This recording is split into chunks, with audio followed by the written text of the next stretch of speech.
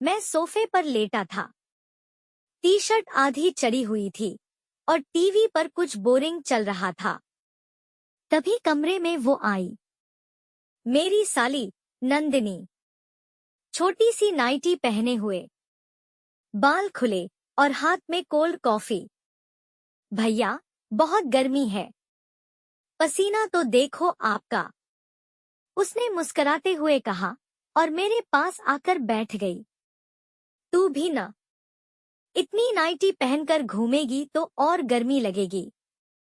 वो हंसी, तो क्या करूं? उतार दूं? मैंने हल्का सा आंखों से इशारा किया, कोशिश कर देख। कौन रोकता है? उसने कॉफी का एक घूंट लिया और मेरी टी शर्ट की तरफ देखा। भैया, आपकी टी शर्ट में तो एब्स साफ दिख रहे हैं। किसके लिए मेंटेन कर रहे हो? मैंने कहा, जिसे छूने का मन करे उसके लिए।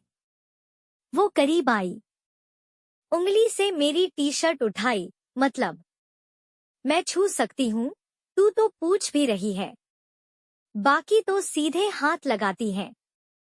वो मेरी गोद में अपना हाथ रखकर फुसफुसाई, तो फिर रोक क्यों रखा है खुद को? मैंने उसकी उंगली पकड़ी, क्योंकि तू चिढ़ा रही है और मैं संभल रहा हूँ अभी तक। वो मेरी गोद में थोड़ी और झुक गई। संभल गए तो अच्छा, फिसल गए तो मजा। उसके होंठ अब मेरे गाल के पास थे और मेरी सांसें तेज। एक बात बोलूं भैया? उसने कान में धीरे से कहा। इतनी देर से टीजिंग कर रही थी, पर अब खुद भी कंट्रोल नहीं हो रहा। मैंने झट से उसकी कमर पकड़ी और उसे अपनी तरफ खींच लिया। तो फिर रुक क्यों रही है नंदिनी? दरवाजा बंद है और जुबानें भी।